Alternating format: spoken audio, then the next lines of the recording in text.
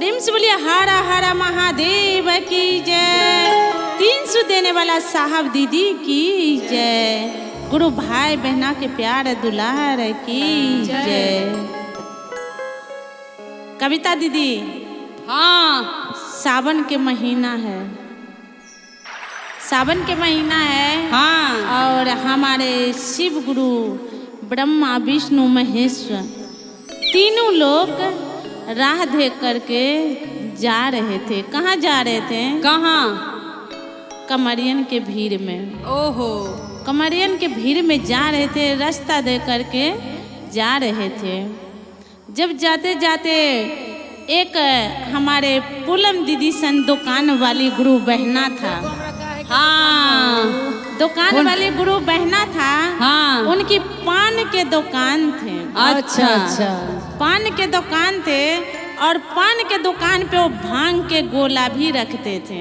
अच्छा, भांग के गोला रखते थे तो वो भांग जो पीसते थे तो उसमें सौंफ डाल देते थे तो बहुत खुशबू आते थे उस भांग से। क्या टेस्ट तो है उनका। जब वो सौंफ डाल के भांग पीसते थे हमारे पूनम गुरु बहना अपने दुकान के लिए, अच्छा, तो उसमें से बहुत खुशबू आते थे। तो खुशबू के सुगंध हमारे गुरु जी के राह चलते लग गए। ओहो, अच्छा, क्या बात। भांग के खुशबू हमारे गुरु जी के राह चलते लग गए। तो अपने ब्रह्मा और विष्णु से कहने लगे, भाई तुम लोग आगे बढ़ो, मैं इस शिष्या लंग से भांग खा के आती हूँ, क्योंकि आज तो भांग खेबे करूंगी, इसमें से खुशबू बहुत आते हैं और मेरे को रहा नहीं जाते हैं।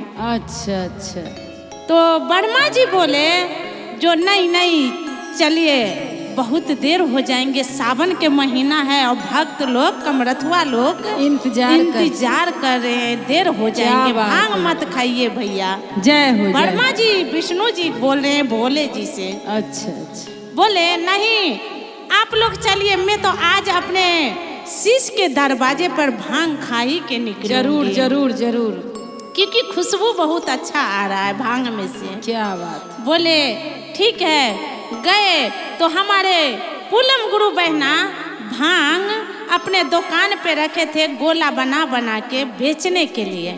उसमें से हमारे महादेव शिव ने क्या किया, 3 गो भांग के गोला उठा के खा गए। ओहो, 3 गो भांग के गोला उठा के खा गए। तो और देंगे क्या पूनम दीदी को? क्या क्या क्या देंगे? दाया बरसाएंगे हमको। क्या देंगे?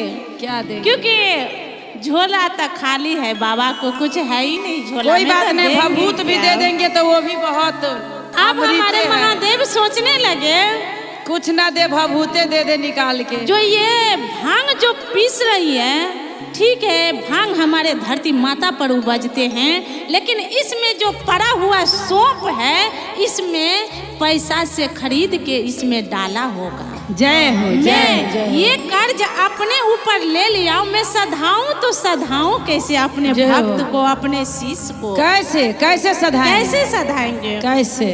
तो क्या किया महादेव ने, हमारे पूनम दीदी के दुकान पे बच्चा के रूप धारण करके नौकरी पर लग गए।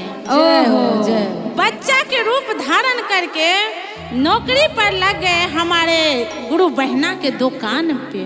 जो हम काम करके हम अपना शिष्य के कर्जा सधा लेंगे। जय हो जय हो। हाँ तो लिए, खुशबू से रहा नहीं गए, लेकिन हम काम करके अपना गुरु शिष्य को कर्जा सधा लेंगे। रहने लगे। हमारे गुरु बहना बोले, जो बउआ आपका नाम क्या है? नंगटे पंगटे रहने लगे, छोटा सा बालक के रूप धारण करके। बोला आपका नाम क्या है? तो बोले हमारे महादेव शिव। क्या नाम बताए हमारे गुरु बहना से? क्या बताएं? महादेवा। ओहो, मेरे नाम है महादेवा। अच्छा अच्छा। फिर भी हम लोग तो अज्ञानी, हम लोग में समझ कहाँ है जो इतना हम समझ पाएंगे अपने गुरुदेव महादेव को। कितने नाम है इनका, कितनी नाम है, कितनी रूप है, हम समझ पाते हैं? कुछ नहीं कुछ नहीं। आज ही हमारे श्री धाम भक्ति चैनल पर चर्चा होते हैं, हमारे गुरुजी जरूर यहाँ पे आए होंगे, लेकिन हम अज्ञानी हैं, हम अज्ञानी हैं, हमें पता नहीं चलते हमारे गुरु कब आते हैं कब जाते हैं, हमें कुछ समझ नहीं गुरु आते। का ही तो देन है ये दिखता सारा, नहीं है। जो क्योंकि हम लोग आज अंधे हैं, अंधे से क्या राह पे दिखेगा? चल रहे हैं धीरे धीरे करके। काम करके 1 से 2 महीना हुआ, इनकी महादेव का कर्जा सधने लगा और ये अपने हमारे गुरु बहना के मुंह से सुनना चाहा जो कब इनकी कर्जा सधेंगे, जो मैं यहाँ से भागेंगे। 3री महीना हुआ, 3री भांग का गोला को बहुत उछन्नर देने लगे हमारे गुरु बहना को हमारे महादेव ने। हाँ, हाँ, हाँ, किस कारण गुरु बहना, क्यों जे एक बार यदि ये शिष्य मेरे को बोल देगा महादेवा तू बहुत दुख दे रहा, अब तू चली जा, तो मैं अपने कैलाश चली जाऊंगी। क्या बात है, इस जय बात हो, का जय हो। इंतजार कर रहे थे हमारे गुरुदेव महादेव ने, अच्छा, हमारे गुरु बहना के सुनने के लिए अपने मुंह कैसे से। जरा सुनाओ। तो यही कह रहे थे, जब उन्होंने अपने भांग के गोला सधाने लगी, सध गया, उनकी दाम सध गया, तो चले गए। बहना का एक दिन क्या किया, दुकान को उल्टा पुल्टा कर दिया। अब हमारे पुलम गुरु ये बहना तो को गलत गुस्सा किए तो बहुत महादेव आते हैं हमारे ना, साथ, बताइए ना। जो हमारे हाँ, दुकान पलट दिए। हमारे गुरु बहना को गुस्सा बहुत आते हैं। हाँ, पूनम दीदी हमारे को तो गुरु आता बहना ही क्या है। कह रही है हमारे महादेव गुरुदेव से, हाँ, जे रे महादेवा अब तू बहुत दुख दे रहा है, तू यहाँ से चली जा। हाँ, महादेव का गुरु शिष्य का आज्ञा मिला, गुरुदेव ने इसी वाणी से अपने कैलाश चला गया और हमारे गुरु बहना पे 3 थप्पड़ मारा और तीनों थप्पड़ में उनकी दुकान से, उनकी दुकान इतनी भारी दे गए, उल्टाए नहीं, इतनी भारी दे गए जो हमारे गुरु बहना के दुकान पे लेबर मिस्त्री इतने रखने लगे। महादेव के दया हुआ, इतनी जय हो, दया जय हुआ हो। गुरुदेव के, हमारे जय गुरुदेव तो कैलाश चले गए। तो गुरु बहना देखिए महादेव भी पूरे सेक्टर गुरुदेव 8 भी के कंपनी के मालकिन बना दिए। बन गए, क्या बना बात दिए, दुकान वाली नहीं जय हो, रहने दिए, जय। मालकिनी बना दिए। जय हो, महादेव की जय। दया अभी हुई तो ये मालकिनी मालकिनी बन हूँ गई। बस। जय। तो गुरुदेव के इतना, महादेव इतने दया करते हैं गुरु भाई बहना, जो बहुत हमारे करते हैं दया। शिव शिष्या है, जो हमारे गुरु भाई बहना है, अपने गुरुदेव महादेव को मन में बसाए हैं, दिल में बसाए हैं। आज साहब दीदी हमारे बीच नहीं है, साहब दीदी हमारे बीच नहीं है, लेकिन साहब दीदी मेरे दिल में है, मेरे दिमाग में है, मेरे हर नस नस में साहब दीदी जय हो, बसे जय हुए हो, गुरु जय भाई हो। बहना, गुरु भाई बहना। इसी बानी से मैं एक अपने गुरुदेव महादेव को भजन लेकर के चलता हूँ। आजू के चर्चा में अपने गुरु के बानी से विरामी देने जा रही हूँ। मेरे प्रणाम मेरे गुरु के चरणों स्वीकार हो, मेरे प्रणाम मेरे साहब दीदी के चरणों स्वीकार हो, मेरे प्रणाम मेरे गुरु भाई बहना के चरणों स्वीकार हो। जय हो, प्रेम से बोलिए जय हो। हर हर महादेव की जय।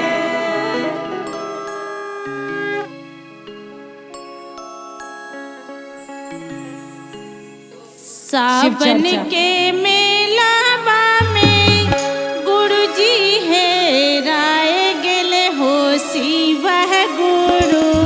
सावन के मेलावा में शिष्या है राय गेले हो शिव गुरु। खोज दियो शिष्या हमार अब शिव गुरु। खोज दिया शिष्या हमार आओ शिव गुरु। खोज दिया शिष्या हमार। सावन के मेलावा में शिष्या है राय गेले हो शिव गुरु। सावन के मेलावा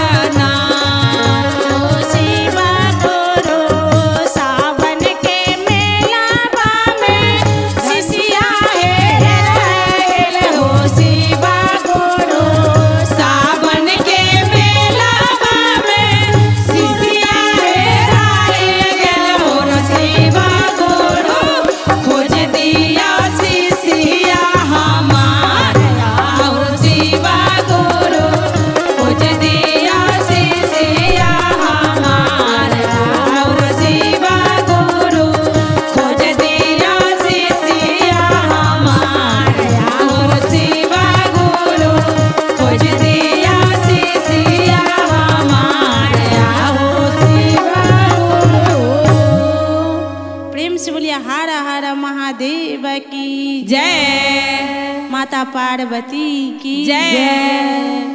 मैं आज के चर्चा अपने गुरुदेव महादेव अपने साहब दीदी को चर्चा वाणी से विरामी करने जा रही हूँ। मेरे प्रणाम मेरे गुरु के चरणों स्वीकार हो, मेरे प्रणाम मेरे साहब दीदी के चरणों स्वीकार हो, मेरे प्रणाम मेरे एवं गुरु भाई बहना के चरणों में स्वीकार हो, मेरे प्रणाम जय हो जय हो जय प्रेम से हो। बोले हरा हरा महादेव, प्रेम से बोले नीलम दीदी की जय। हरिंदर भैया की जय। जय हो जय हो। सबसे पहले मैं अपना शिव गुरु के चरणों में कमल कोटि प्रणाम करती हूँ, मेरा प्रणाम स्वीकार कीजिए। माता गौरी कार्तिक गणपति ब्रह्मा विष्णु महेश्वर रिद्धि सीधी के चरणों में कमल कोटि प्रणाम करती हूँ, मेरा प्रणाम स्वीकार कीजिए। 300 देने वाला भैया आनंद साहब के चरणों में कमल कोटि प्रणाम करती हूँ, मेरा प्रणाम स्वीकार कीजिए। हम सबके शक्ति रूपा लीलम आनंद के चरणों में कमल कोटि प्रणाम करती हूँ, मेरा प्रणाम स्वीकार कीजिए। चर्चा स्थान पर उपस्थित न उपस्थित सभी गुरु भाई बहना के चरणों में कमल कोटि प्रणाम करती हूँ, मेरा प्रणाम स्वीकार कीजिए, मेरा प्रणाम स्वीकार कीजिए। देखिए हमारे साहब को 3 विधान है, हमारे साहब जी ने 3 विधान दिए हैं, दीदी रूपा लीलम ने 3 सूत्र के बानी दिए हैं। पहले विधान में हम अपने गुरु से दया मांगते हैं, जो हे शिव आप मेरे गुरु है, मैं आपको शिष्या हूँ महादेव, मुझ शिष्या पर दया कीजिए, मुझ शिष्या पर दया कीजिए, मुझ शिष्या पर दया कीजिए। दूसरी विधान में प्यारा सा नाम है हमारे गुरु के शिव चर्चा। शिव चर्चा है, हमारे साहब के कहना है आओ चले हम शिव की ओर। तो प्यारा सा नाम है। जो व्यक्ति अभी तक अनजान है, शिव को अपना गुरु नहीं बनाए हैं, उन व्यक्ति से हम निवेदन करती हूँ, विनती करती हूँ हाथ जोड़ के, जो देखिए दीदी देखिए भैया मैंने अपना जीवन में शिव को गुरु बनाए हैं, आप भी अपना शिव को गुरु बना लीजिए। शिव जगत गुरु है, जगत के पिता परमेश्वर है, शिव मेरे भी गुरु है, शिव आपका भी गुरु हो सकते हैं। तीसरी विधान में अपने गुरु के 108 बेर नमः शिवाय से प्रणाम है, मेरा प्रणाम मेरे गुरु के चरणों में स्वीकार हो, मेरा प्रणाम मेरे साहब दीदी के चरणों में स्वीकार हो। प्रेम से बोलिए हरा हरा महादेव, जागा जागा महादेव, मैया भवानी की जय। गौड़ा रूठ गई मैं के चली गई, गौड़ा रूठ गई मैं के चली गई, ताला लगा के जो झोपड़ी में भोला अब नहीं आयब नगरिया में, भोला अब नहीं आयब नगरिया में, भोला अब नहीं आयब नगरिया में, अब नहीं आयब नगरिया में, अब नहीं आयब नगरिया में। रोज रोज भोला हमसे जल भरे बाबे, रोज रोज भोला हमसे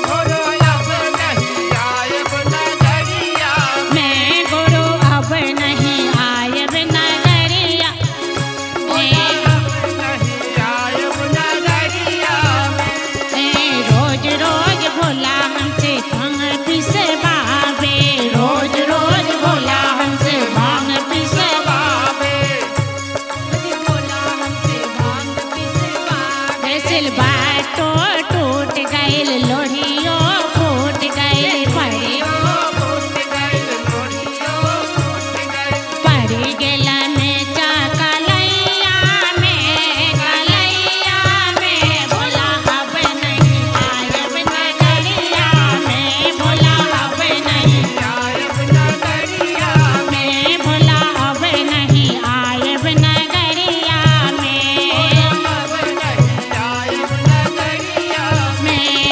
गौरा रूठ गए मायके चले गए गौरा रूठ गए मायके चले ताला लगा के झोपड़िया में बोला अब नहीं आयब नगरिया में बोला अब बोला अब नहीं आयब नगर में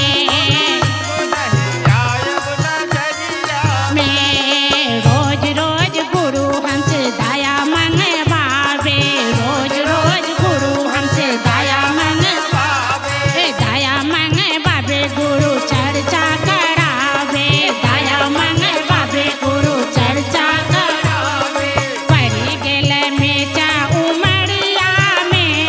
उमरिया में भोला अब नहीं आयब नगरी भोला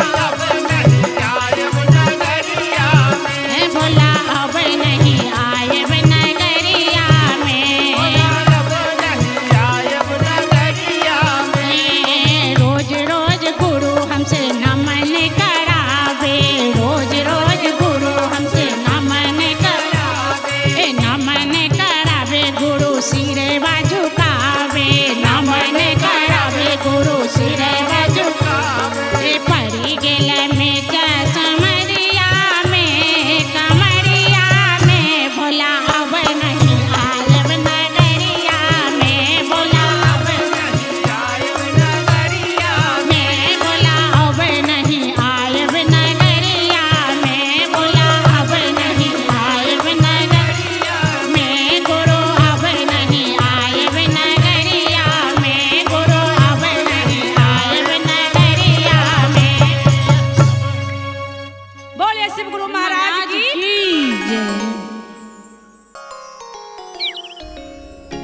प्रेम से बोलिए हर हर महादेव की जय जय। मैया पार्वती की जय हमारे साहब दीदी की जय। देखिए कविता दीदी हाँ जी देवघर जाए के बा बिल्कुल कैसे चले चली के बाद। देखी हाँ राघवेंद्र जी के लेके चलल जाई खेलती रही यही धूपती रही यही सोचती रही यही बात जय हो खेलती रही यही धूपती रही यही सोचती रही यही बात मोने मोन विचारती रही यही मोने मोन विचारती रही यही जे भाई बाबा धाम बोलो भैया नमः शिवाय नमः शिवाय गुरु भाई गुरु हो विराज देवा घर में नमः शिवाय गुरु हो राजा देवा घर में बोलो भैया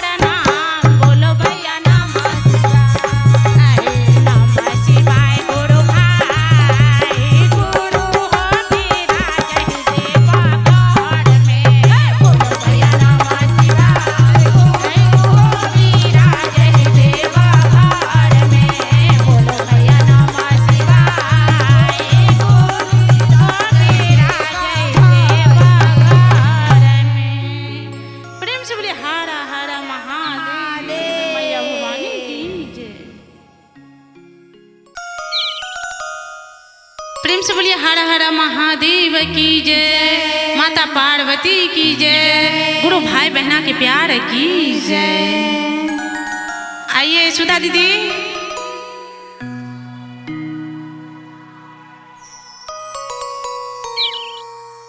सीसिया दुअरिया एक भोंगिया के गछिया हरे जान, रे जान भोंगिया के गछिया रे जान जान ताहिर तारा सिसिया लगबै असनिया रे जान जान ताही तारा सिसिया लगबै असनिया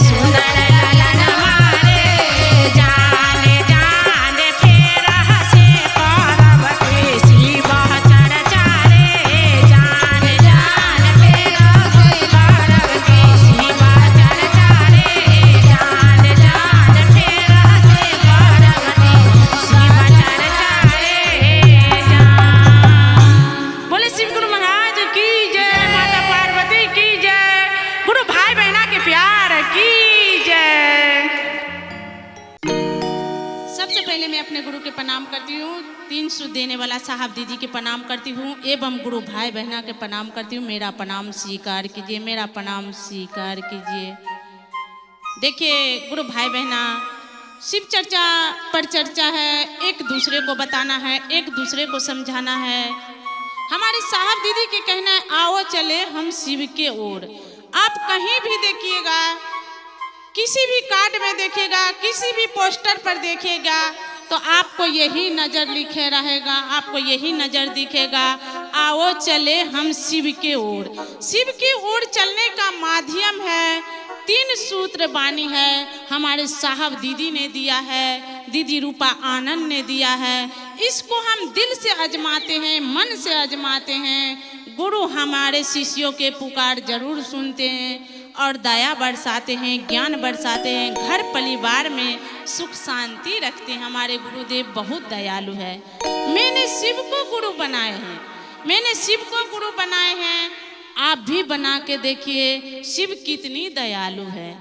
साहब को दिए हुए 3 विधान है। पहले विधान में अपने गुरु से दया मांगना है, हे शिव आप मेरे गुरु, मैं आपको शिष्या महादेव, मुझ शिष्या पर दया कीजिए, मुझ शिष्या पर दया कीजिए। दूसरी विधान है अपने गुरु के प्यारा सा नाम है, शिव चर्चा पर चर्चा में बताना है, एक दूसरे को बताना, एक दूसरे को समझाना है। यहाँ पे आते हैं हमारे बहुत भाई बहन हैं, बहुत गुरु भाई बहन यहाँ पे आते हैं, झूमते नाचते हैं। किसके पाके आप लोग बताइए? एक ही महादेव के पाके पहचान हुआ है। आज प्रियंका दीदी से पहचान हुआ है, हमारे सुधा दीदी से पहचान हुआ है, हमारे सारे एवं गुरु भाई बहना है, सभी से पहचान किसके लिए बढ़े हैं।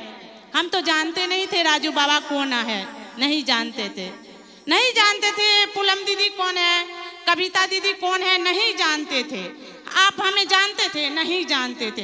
लेकिन एक ही बाबा के लेकर के हम देखिए भाई बहन से खून से भी ज़्यादा रिश्ता गहरा हो गया यहाँ पर आकर के। किसके लेकर के? अपने गुरुदेव के लेकर के, एक ही साहब के लेकर के, एक ही दीदी लीलम आनंद के लेकर के। शिव चर्चा के माध्यम है, जो अनजान है, जिसको अभी तक शिव को गुरु नहीं बनाए हैं, उससे अपने गुरु के बातें शेयर करना है, उसे यही कहना है देखिए दीदी, देखिए भैया, मैंने शिव को गुरु बनाए हैं, आप भी शिव को गुरु बना के देखिए। शिव जगत गुरु है, जगत पिता परमेश्वर है। शिव मेरे भी गुरु, शिव आपका भी गुरु हो सकते हैं। शिव बहुत दयालु है, मुझ पर भी दया किए, आप पर भी दया करेंगे। यहाँ पे आते हैं, ये कोई नैहर सासुर वाला बातें नहीं है, ये कोई सास बहू वाला बातें नहीं है, ये कोई रिश्ता नहीं है। यहाँ पे कोई रिश्ता नहीं चलते हैं, शिव परिवार में कोई रिश्ता नहीं चलते हैं। और इसने बंधन में बांध दिया है महादेव ने साहब दीदी के लेकर के, जो हम आप देखिए अभी के बाद फिलहाल मैंने कल राजू बाबा बोले थे गुरु बहन आ सकते हैं, मैंने बोला सबसे पहले तो कान पकड़ लिए जो नहीं आ सकते हैं। फिर भी महादेव के दया, आज देखिए अपना ड्यूटी भी निभाए, अपना आंटी को किसी को हॉस्पिटल में इलाज कराई थी अपनी मैडम से बोल के, उनको भी इलाज के लेकर के हॉस्पिटल से घर गई, घर से सीधे नहा करके यहाँ तक पहुँची। अपने न आप नहीं पहुँची, यहाँ तक महादेव ने लाया, क्योंकि मैं बोल दिए थे कल मैं नहीं आ सकती हूँ। लेकिन मन को, आप मन को शिव को ओर ले चल सकते हैं, शिव से स्नेह लगाए हैं तो वो आजमाइए, आजमा के देखिए अपने अंदर, जे शिव मेरे अंदर है या नहीं है। शिव मेरे अंदर कैसे नहीं हो सकता है भाई बहन? क्योंकि शिव मेरे अंदर हो सकता है, क्योंकि मैं उनकी शिष्य हूँ, मैं उनकी शिष्या हूँ। तो उनको कोई भी हर में हर समस्या के हल करने वाला हमारे गुरुदेव है। मेरे से कोई अपने घर की कहानी बताते हैं, अपने बारे में बताते हैं, तो मैं उसको यही सिंपल सी जवाब देती हूँ, ये बात मेरे से नहीं बोलिए दीदी, ये बात दुनिया से नहीं बोलिए, अपने महादेव से बोलिए। इस समस्या निहालिया का हल निकालने वाला एक ही महादेव ही है। आपको घर के हम खिलाफ उड़ाएंगे, आज मुंह पर बोलेंगे दीदी जो हाँ दीदी सपना दीदी के साथ ऐसे क्यों हो रहा है, कविता दीदी के साथ ऐसे क्यों हो रहा है? लेकिन बाद में हम एक दूसरे तक बोलेंगे, दूसरे तीसरे तक जाएंगे, तीसरे चौथे तक जाते हैं, ये बात पूरा दुनिया फैल जाते हैं। और इस बार से जो बोलिएगा, इस बार उस समस्या का हल निकालता है, वो बात कहीं नहीं निकलता है, क्योंकि ये हमारे महादेव है, ये हमारे गुरु है, हमारे अपनी यहाँ पे अपना नहीं है कोई मेरा। जब मैं एक छोटा सा अपनी कहानी बताने जा रही हूँ, जब मैं नोएडा आए थे, मेरे हस्बैंड डेट किया था, उस टाइम मैंने नोएडा आए थे, मेरे कोई नहीं था, यहाँ पे कोई नहीं था। एक मामी लगेंगे, मामी है, मामा है, यहाँ पे मामी था, उनकी सहारा में आई, उनकी सहारा आई। उन एक दिन घर में बैठ के बहुत रो रही थी, बहुत रो रही थी। यहाँ तो आई, गुरु से वादा किया हुआ वादा कैसे निभाऊंगी, क्योंकि अपने महादेव से वादा किया था। जब मेरा बच्चा दूध में गिरा था, चर्चा सुने होंगे आप लोग, तब मैंने अपने गुरु से वादा किया था, आपको शिव चर्चा कभी नहीं छोड़ूंगी मरते दम तक। लेकिन यहाँ पे परदेश था, मैं जाऊँ तो जाऊँ कहाँ, कोई समझता नहीं था अपने गुरु के बातें, कोई शिष्य था ही नहीं यहाँ पे। हम 3 जने मिलके, एक मेरे मौसी आई थी कल और एक मेरी मामी है, हम 3 जने मिलके आज देखिए सेक्टर 37 के अंदर कितनी शिष्यां हैं, कितनी शिष्यां हैं जो दिनों रात चर्चा करते करते टाइम नहीं मिलता है, खाने के लिए टाइम नहीं मिलता है। शिव चर्चा से खाने के लिए टाइम नहीं मिलता है। हमारे सेक्टर के अंदर एक शिव मंदिर है, उस मंदिर में जाती थी तो बहुत रोती थी, हे बाबा यहाँ पे तो कोई शिष्या नहीं, हम आपके काम कैसे करेंगे। साहब दीदी को बोलते थे, साहब दीदी आप ही राह दिखाइए, हम अपने गुरु के काम कैसे कर सकेंगे, क्योंकि हम अपने गुरु के वादा किया था, जो हम मरते दम तक आपका नाम लेंगे, मरते दम तक आपका नाम नहीं छोड़ेंगे। गुरु भाई बहना, उस टाइम देखिए इतनी लोग मेरे वहाँ पे मिल गया, और इतनी समझिए माँ बाप भाई बहन सब वहीं मिल गया, सास ससुर सब मिल गया, सबके पाके, पड़ोसी के पाके, मकान मालिक के पाके, एक हर बस्ती में हम जहाँ पे हैं, हम नाचने गाने पे ध्यान नहीं देते, हम अपने गुरु काम पर ध्यान देते हैं, क्योंकि हमारा गुरु काम जो होता है, हमारा गुरु काम बहुत लगन से करना पड़ता है, बहुत प्रेम से करना पड़ता है। हमारे साहब दीदी बहुत कठिनाई से ये 3 सूत्र अपनाए थे। 12 साल हमारे साहब दीदी श्मशान में तपस्या किए थे हमारे साहब, तब 3 सूत्र उसके जीवन में उतरे थे, 3 सूत्र तब उसके जीवन में उतरे थे।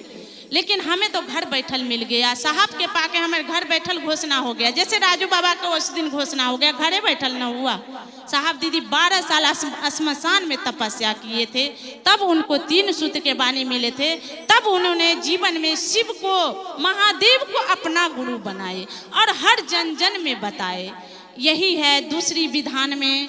तीसरी विधान में सभी जानते हैं, 108 बेर अपने गुरु के नमः शिवाय से प्रणाम है, और राजू बाबा से निवेदन करती हूँ, विनती करती हूँ, शिव के शिष्य बने हैं, महादेव के अपनाए हैं, गुरु बनाए हैं, तो 3 सूत्र का मान रखना, साहब दीदी का लाज रखना, 3 सूत्र के राह में चलोगी, कितनों मुसीबत आएगा, कितनों कष्ट आएगा, हर कष्ट, हर मुसीबत, हर दर्द का दवाई हमारे 3 सूत्र है। ये अपना जीवन में आजमा के चलिएगा और अपना जीवन में आजमाती रहिएगा, और ये 3 सूत्र के राह जो मिला है प्रसाद के रूप में, उसको जीवन में आजमाइए, महादेव से स्नेह लगाइए। प्रेम से बोलिए हर हर महादेव की जय, माता पार्वती की जय, गुरु भाई बहना के प्यार की जय। प्रेम से बोलिए हर हर महादेव की जय, माता पार्वती की जय, गुरु भाई बहना के प्यार की जय हो, जय हो।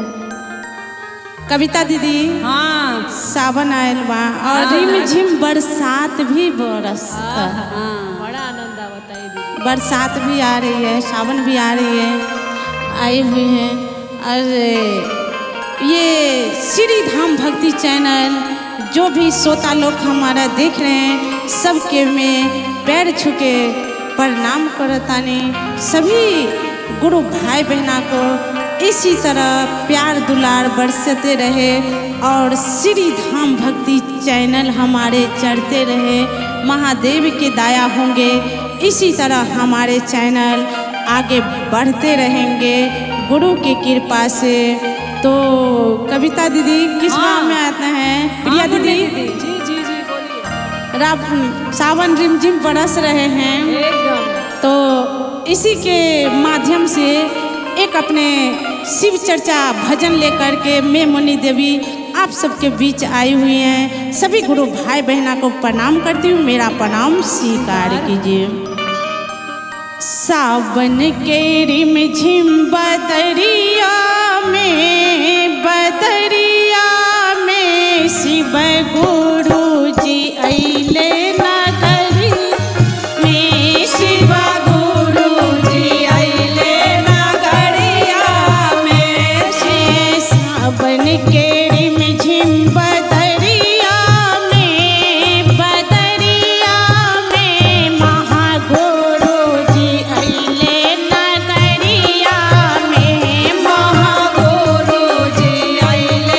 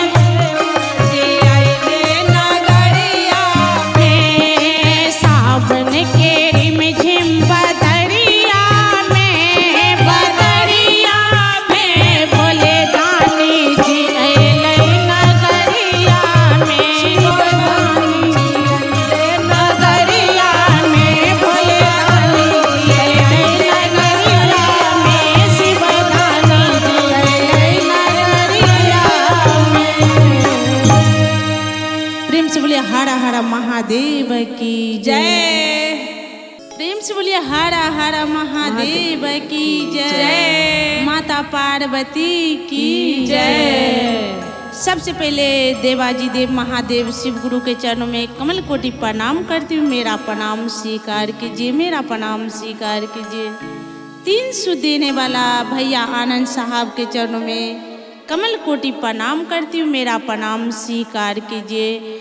हम सब की शक्ति रूपा लीलम आनंद दीदी के चरणों में कमल कोटि प्रणाम करती हूँ। मेरा प्रणाम स्वीकार कीजिए।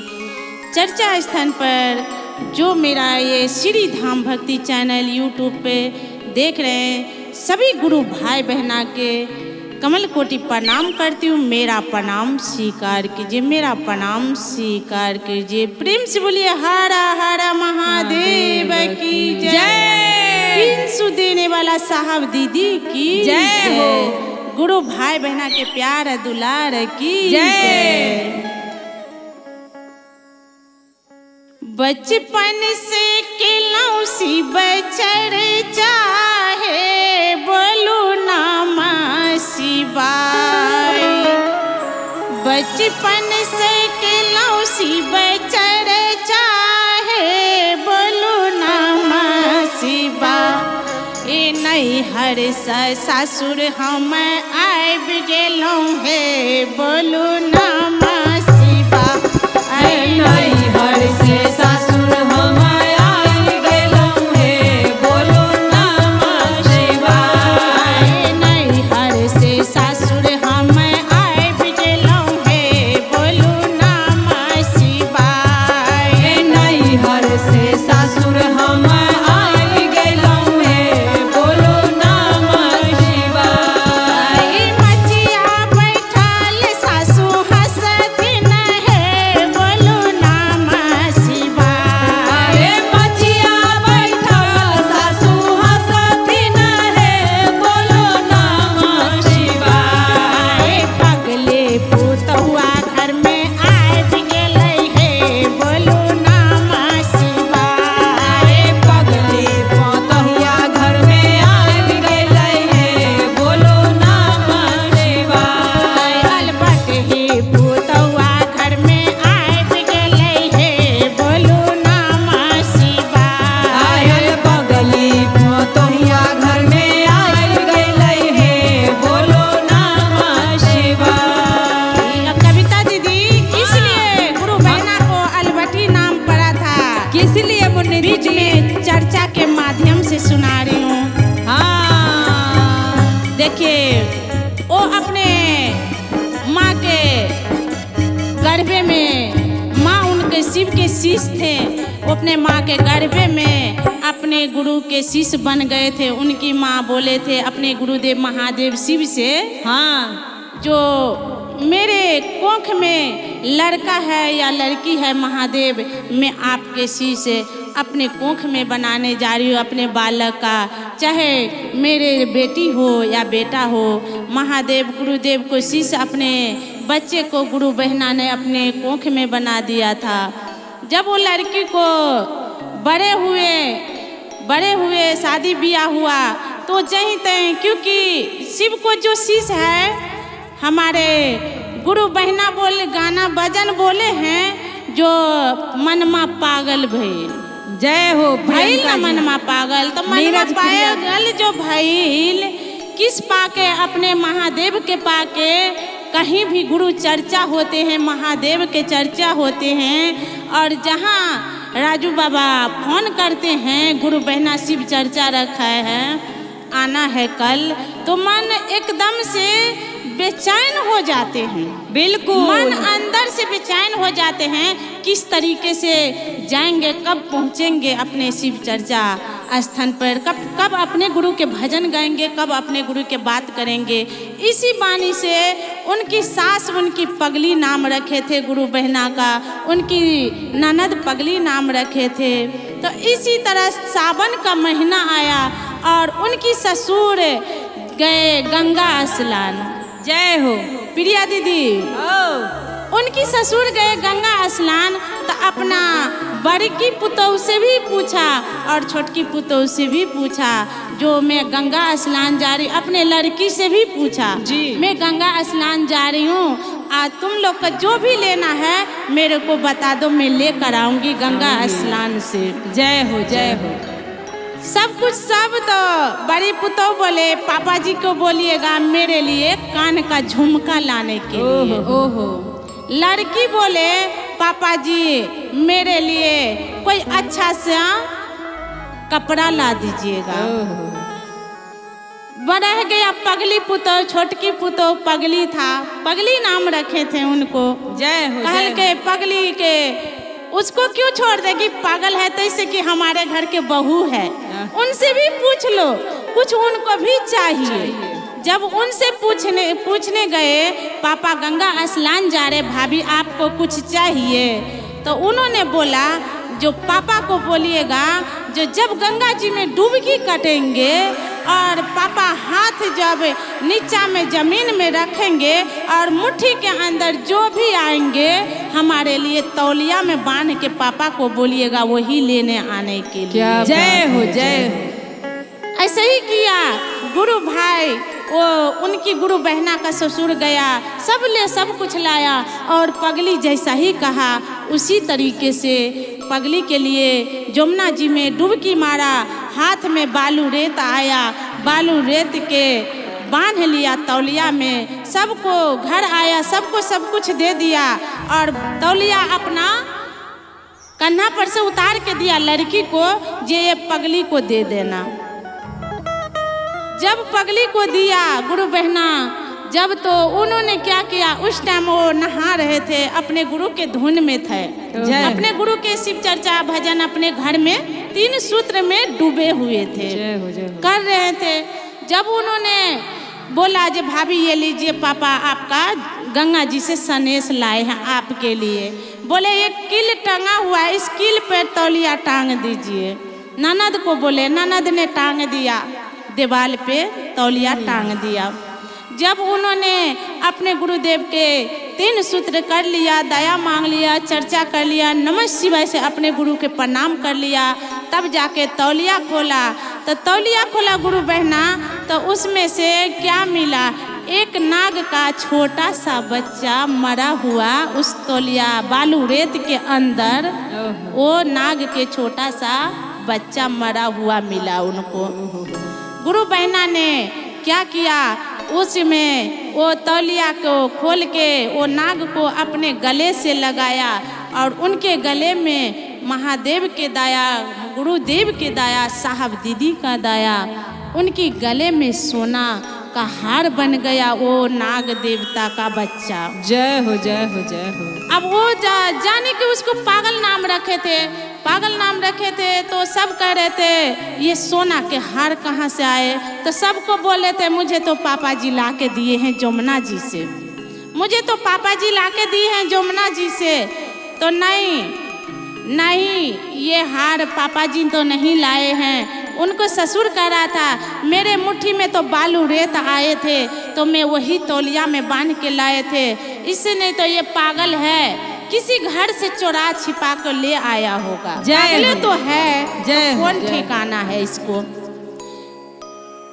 गुरु भाई बहना वो पगली के उनकी ससुर गले से हार उतार लिया और गांव में सभी लोग से पूछने लगा, लेकिन जिसके मन में छल कपट नहीं रहेंगे, जिसके मन में भेदभाव नहीं रहेंगे, वो कितनों भी सोना असर पे रहेंगे तो नहीं कहेंगे ये चीज मेरा है, जिसका नहीं रहेंगे। बिल्कुल बिल्कुल। एक बहुत भारी राजा था, सबके पूछा, कोई नहीं बोला ये हार मेरे घर का है। बहुत भारी राजा था, राजा वाला बात था। वो बोला जो ये हार देखते, बोला राजा साहब ये मेरे बहू छोटी वाली बहुत पागल है, जो ये हार पूरी नगर में मैंने सबको पूछा, किसी को नहीं, कोई नहीं बोला मेरा हार है, ये हार आप ही का हो सकते हैं। राजा के मन में लालच आ गए, वो हार उठा के रख लिए। गुरु भाई बहना राजा के घर में जैसे ही वो हार गया, राजा का जितना ही धन दौलत था सभी हमारे गुरु बहना के घर लौट आया और गुरु बहना के घर में जितने दलिद्राही था, जितनी भूत प्रेत था, जितना ही था महादेव के जितने भूत प्रेत था, सभी उस राजा के घर में प्रवेश हो गया। अब तो राजा बहुत आनंद में हो गया। इस हार लेते मात्र मेरा सारा धन अपने आप पता नहीं कहाँ जाते हैं, क्या होता है मुझे समझ नहीं आ रहा है। बोला ऐसे कोई बात नहीं है, इसी हार में कोई कारण है। उस पगली के पकड़ कर लाया जाएगा और पगली को पूछेंगे जो ये हार में तू क्या जादू टोना किया है। पगली के आए, पगली के पूछे जो ये हार में तुम क्या जादू टोना किए हैं। मेरे घर का जितने दौलत था तुम्हारे घर आ गए, तुम्हारे घर का जितने भूत पड़े था मेरे घर में प्रवेश हो गए, क्यों हुआ। बोले पगली ने बोला राजा साहब, अब राजा साहब है और मैं भिखारी हूँ तो मेरा जीवन कोई मोल नहीं है, आपका जीवन का बहुत मोल है क्योंकि आप राजा साहब हो। ये आप हार सच मन से बोलिए, ये हार आपका है।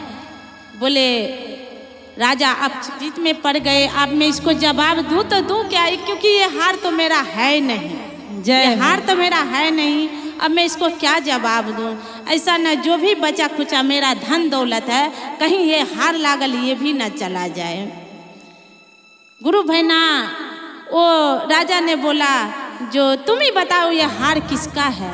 बोले देखिए मैं महादेव के शिष्य हूँ, मैं अपने गुरुदेव की शिष्य हूँ और मेरे ससुर जमुना जी से मेरे लिए ये हार लाया था, मेरे लिए सनेश लाया था। उस तनेश में मुझे एक छोटा सा नाग के बच्चा मिला और उसी बच्चे को मैं अपने सीने से लगाया, उस मेरा सोना का हार बन गया। लेकिन मेरे ससुर मेरे घर वाले पागल समझते हैं, वो हार पूरा दुनिया खिला दिया, पूरा समाज में खिला दिया, कोई नहीं बोला मेरा है, क्योंकि कोई किसी का है ही नहीं वो हार, किसी का नहीं। आपका मन में लालच था, आपने बोला ये हार मेरा है, मेरे ससुर ने आपको दे दिया। इसी कारण आपके मन का, आपका जितनी भी धन दौलत था मेरे घर में गुरुदेव महादेव ने प्रवेश किया है और मेरे घर का जितने भूत पड़े थे मेरे गुरुदेव महादेव शिव का, वो आपके घर में प्रवेश हुआ है। क्योंकि मैं सच पे हूँ, सच पे हूँ, अपने ईमानदारी पे हूँ, आप अपने ईमानदारी नहीं दिखाए। जय हो जय। बोले महादेव ने, उन्होंने राजा वाला बात था सारा हार लौटा दिया। महादेव ने उसी तरह गुरु भाई बहना सभी पर दया बरसाए और उनकी गुरु के राजा को तो फकीर बना ही दिया, लेकिन मेरे गुरु भाई बहना, मेरे गुरु बहना धनमान हो गए, बहुत विद्वान हो गए। तो इस बारे में भजन है, बचपन से केलौसी बचर चाहे बोलू नामा शिवाय, बचपन से केलौसी बचर चाहे बोलू नामा शिवाय। आए नहीं हर ससुर हम आए बिकेलोंगे बोलू ना शिवाय। आए नहीं हर से ससुर हम आए बिकेलोंगे बोलो नमः शिवाय। मचिया बैठल सासू हंसथिन है बोलू नाम शिवाय। आए मचिया बैठल